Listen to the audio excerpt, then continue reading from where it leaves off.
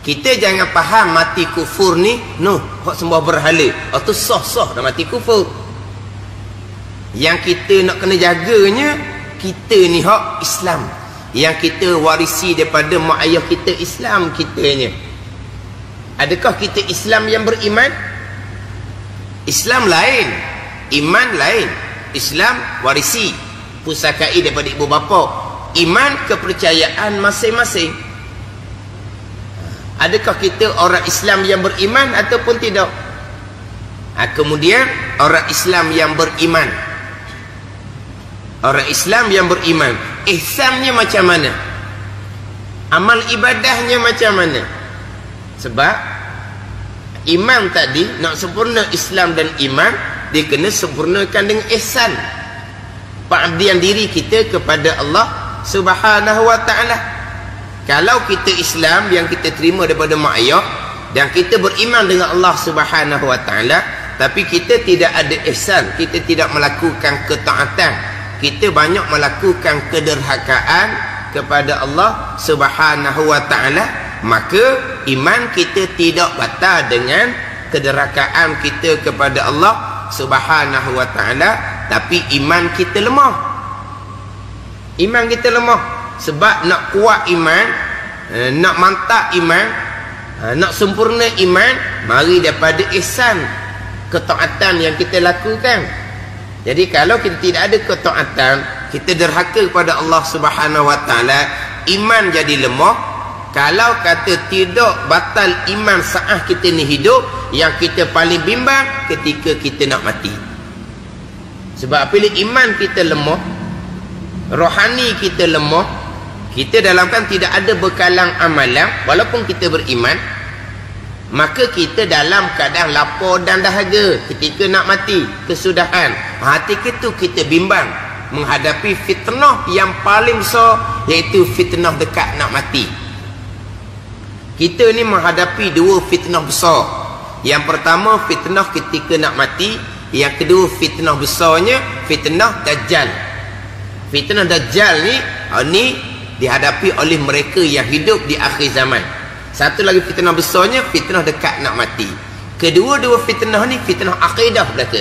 Sama ada fitnah dekat nak mati ataupun fitnah Dajjal adalah fitnah akidah. Jadi kita nak hadapi fitnah dekat nak mati ni.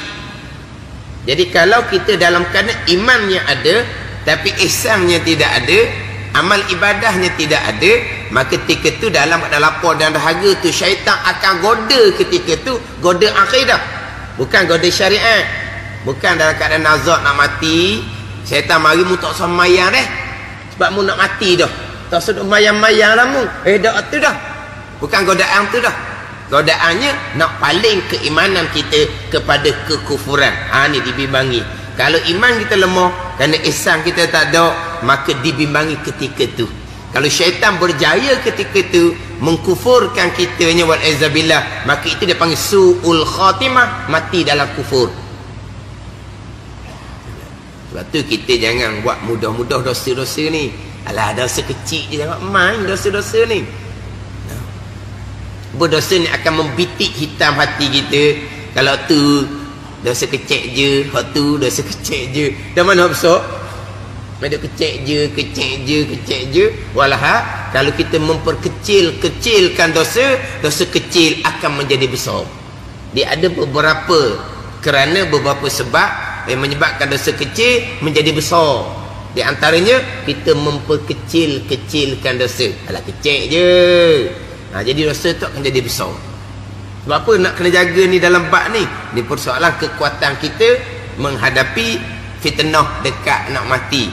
Syaitan pada masa kita nak mati ni diumpamakan serumuk hurung manisan. Serumuk hurung manisan, pakat hurung belaka ketika tu.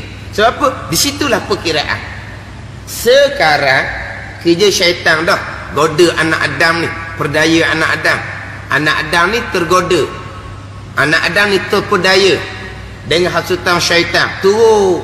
Kemudian mari keinsafan, bertaubat pula, menangis pula syaitannya. Lepas tu syaitan goda pula, turun. Kemudian kita mari keinsafan, kita bertaubat. Taubat semua kita ni, nangis pula syaitannya.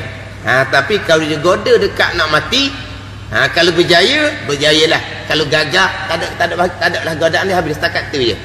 Lepas tu dia tekan sangat dekat nak mati ni. Sekarang ni goda lah, kita turut godaan dia. Kemudian kita mai keinsafan, kita bertaubat, Tuhan ampun dosa. Tempat dosa Tuhan bubuh pulak pahala. Menangislah syaitannya. Itu hak godaan sekarang. Tapi hak dekat nak mati tu, hak itulah penentuan. Sama ada syaitan berjaya ataupun kita yang berjaya menghadapi ujian fitnah hak dekat nak mati tu. Hak tu hak ada iman. Tapi kalaulah Islam sahaja, pegangan pun tidak ada, berpegang dengan akidah-akidah yang terpesong, tambah pula kalau terpesong sampai tahap kufur, tak ada lah. Abtar jugalah. Abtar juga walaupun zahirnya orang Islam sekalipun. Sebab itulah orang yang mati ni ada 3 orang mati ni. Yang pertama mukmin soleh. Hak ni raudhatun min riyadil jannah. Hak ni tak ada kebimbangan dah ni. Mukmin yang soleh. Hak dalam ayat innal ladzina qalu rabbunallah summa istaqamu, dah ada. Itu mukmin yang soleh. Innal ladzina qalu rabbunallah summa istaqamu. Sesungguhnya mereka yang berkata, bermula Tuhan kami Allah, mentauhidkan Allah Subhanahu wa taala, summa istaqamu, kemudian istiqamah atas ketaatan zahir dan ketaatan hati. Hak ni fala khaufun alaihim wala hum yahzanun. Artinya tidak ada kebimbangan, tidak ada ketakutan ketika nak mati dan enggak selepas daripada kita mati. Tak ada kebimbangan. Hak mukmin yang soleh, raudhatun min riyadil jannah, kebun daripada kebun syurga.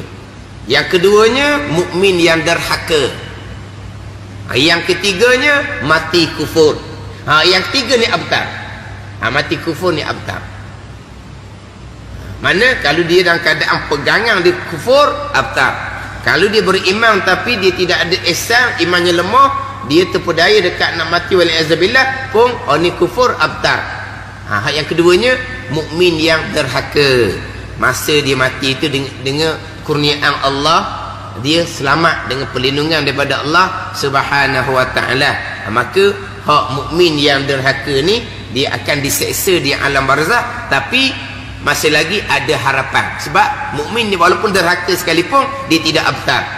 Maka anak-anak cucu amal ibadah apa semua dapat pahala ke dia. Kemudian sedekah jariah dia semasa hidup, pahala. Kemudian doa orang-orang yang hidup, orang-orang soleh yang hidup, yang sentiasa berdoa keampunan kepada sekalian orang mukmin, sama ada hidup ataupun mati. Tuhan perkenan doa anak cucu hak Tuhan perkenan, maka seksaan barzahnya akan diangkat sedikit demi sedikit, akhirnya lepas daripada seksaan barzah. Itu golongan kedua. Tapi kalau hak yang ketiga mati kufur, abtar. Tu abtar. Mana apa? Putus baka. Tu abtar. Jadi macam orang kafir tu, ni tu abtar. Yang kita nak jaga ni kita orang Islam yang semayang tak tinggal, yang puasa tak tinggal. Macam mana pegangan kita? Adakah kita ni betul-betul berpegang dengan akidah yang sebenar, akidah Ahlussunnah Jemaah, ataupun tidak?